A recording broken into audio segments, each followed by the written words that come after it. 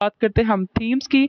Appearance versus reality. Reality में कुछ हो रहा है तो अंदर अपीयरेंस जो है वो कुछ हो रहा है। यागो की बात कर ली जाए, appearance is something else and reality is something else. Othello की बात की जाए, अपेरेंटली ब्लैक अनसिविलाइज दिखाया, यानी कि ब्लैक को अनसिविलाइज कहते हैं ना, रेसिज्म क्रिएट किया जाता है वहां से।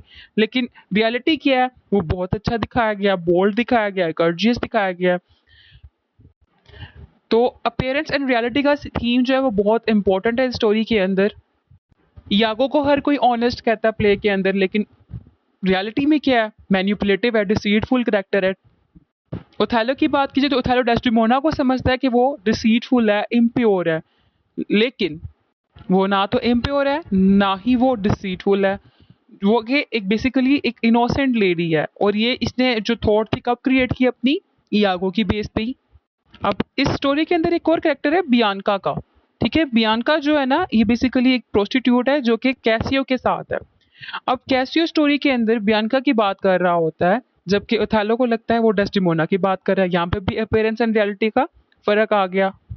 कैसियो यागो को बता रहा होता है कि मेरे इसके साथ अफेयर है, कैसा अफेयर है, ये सब कुछ डिस्कस कर रहा होता है। ओथेलो जो है वो सारी बातें सुन रहा होता है, और उसको लगता है वो बातें सारी सारी डेस्टिमोना के बारे में कर रहा है। तो स्टोरी के अंदर अपीयरेंस वर्सेस रियलिटी एक इंपॉर्टेंट थीम है, इंपॉर्टेंट प्ले है, इसका मतलब रोल है। नेक्स्ट है रेस, सबसे इंपॉर्टेंट थीम। जैसे कि टाइटल मैंने बताया था, टाइटल इटसेल्फ एंगेज कर, वो इंडिकेट कर रहा है रेसिज्म को। जैसा कि टाइटल के अंदर मूर का वर्ड यूज किया गया है, और मूर जो है वो एक हिस्ट्री पूरी रिलेट की गई है उनके साथ, ब्लैक्स के साथ, कि अनसिविलाइज्ड है, बारबेरिक है, सो ऑन। और वेनिस में जस्ट सारे वाइट्स है, वहाँ पे एक ब्लैक ओथेलो है।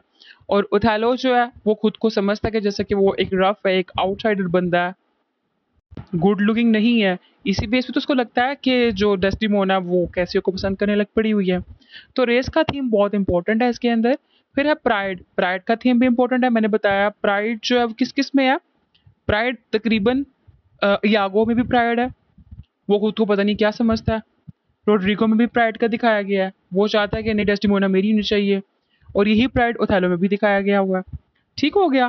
फिर है डिसेप्शन का थीम, इंपॉर्टेंट है। इसमें डिसेप्शन हम देख रहे हैं कि यागो हर एक कोई धोखा दे रहा है। ठीक है। और रिवेंज का थीम ये भी इंपॉर्टेंट है। यागो बेसिकली रिवेंज लेना चाह रहा है उससे। क्यों लेना चाह रहा है रिवेंज? वो कहता है कि इसने मुझे जो है लेफ्टिनेंट नहीं बनाया, कैसियो को बनाया। समझता है कि इसकी जो वाइफ है उसका अफेयर है ओथेलो के साथ, ये भी है। रोड्रिगो बदला लेना चाहता है। रोड्रिगो बदला क्यों लेना चाह रहा है? वो कहता है कि डेस्टिमोना को लेकर भाग गई यहाँ से, भाग गया यहाँ से। ठीक है। तो रिवेंज का थीम इंपॉर्टेंट है। मैजिक का थीम, कि देखो ब्लेम किया गया है इसके ऊपर, कि डेस्टिमोना को इसने इसके ऊपर, इसके फादर ने ब्लेम किया था डेस्टिमोना के, कि ओथेलो ने मेरी बेटी के ऊपर मैजिक कर दिया है। ठीक है। जिस बेस पे मेरी बेटी को ये पसंद आ गया। और इसके अलावा इस मैजिक की थीम को अप्लाई करें तो वाकई में ओथेलो के पास मैजिक था। वो रियल मैजिक क्या था? इसके वर्ड्स। इसने अपने वर्ड्स जो थे, अपनी स्टोरीज जो अपनी बताई थी, उस स्टोरीज से डेस्टिमोना बड़ा इंप्रेस हुई थी। ठीक है। तो इसके जो वर्ड्स हैं वो मैजिक का रोल प्ले कर रहे हैं। इसके अलावा डेस्टिमोना का जो हैंकरचीफ है उसका गायब होना, वो भी मैजिक का रोल प्ले कर रहा है। किस तरह से प्ले कर रहा है? क्योंकि अचानक ही गायब हो गया, पता नहीं कहाँ गया, उनको मिल नहीं रहा था। और ओथेलो के लिए वो हैंकरचीफ ग्रेटेस्ट इंपॉर्टेंस रखता था। ठीक हो गया। फिर नेक्स्ट हमारे पास आता थीम सेल्फ नॉलेज का, जो कि ओथेलो के अंदर नहीं था। लैक ऑफ सेल्फ नॉलेज था ओथेलो के अंदर। इस लैक ऑफ सेल्फ नॉलेज की बेस के ऊपर जो यागो था ना, उसका शिकार बन गया था। अब इसी बेस पे क्या बना, वो यागो का शिकार बन गया। यागो ने उसको डिस्ट्रॉय किया, जैसा चाहा उसको तबाह किया। यही सेल्फ नॉलेज प्राइड का भी कॉज बनता है। यही lack of self knowledge jealousy का भी कॉज बनता है। क्योंकि यागो ने जो कुछ किया, कि उसने पहले क्या किया, जो जेलसी थी उसी जेलसी को और बढ़ाया। जेलसी किसके खिलाफ? कैसियो के खिलाफ। उसको बढ़ाया, बढ़ाने के बाद उसको फर्दर इंगेज किया किस चीज के अंदर, लाइक कैसियो के अगेंस्ट। और इस चीज से क्या हुआ, हिमार्शिया यानी कि lack of self knowledge, jealousy इसका, उसका प्राइड, ये सब कुछ मिलकर क्या बना, इसने जाके अपनी वाइफ को मार दिया। और वहां पे क्या हुआ, ये जो लैक ऑफ सेल्फ नॉलेज था ये सेल्फ नॉलेज में कन्वर्ट हो गया। अनदर इंपॉर्टेंट थीम, क्योंकि वहां पे जाके इसको रियलाइज हुआ कि यागो ने इसको ट्रैप किया था, और ये उस ट्रैप में आकर गलत कर बैठा। लेकिन इस ट्रैप का पता चलने से पहले ये अपने आप को ऑनरेबल समझ रहा था। ये कहता था जो उसने कत्ल किया वो बिल्कुल ठीक किया है, और वो अपना इसको ऑनरेबल समझना, वो भी इसको प्राइड की तरफ लेके जा रहा था।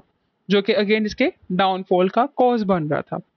ठीक है, तो ये सेल्फ नॉलेज इंपॉर्टेंट थीम है। गुड वर्सेस इविल दिखाया गया कि थ्रू एंड थ्रू यागो की बैटल दिखाई गई ओथेलो और कैसियो के साथ, जहाँ पे गुड एंड इविल का एक्ट चल रहा है। डेस्टिमोना और एमिलिया दोनों अच्छे लोग हैं और दोनों को ही मार दिया गया प्ले के एंड पे, और बुरे लोग भी इसमें हार जाते हैं। मतलब at the end of the play कोई भी नहीं जीता, ना गुड ना इविल, क्योंकि डेस्टिमोना भी मर जाती है, अच्छी थी।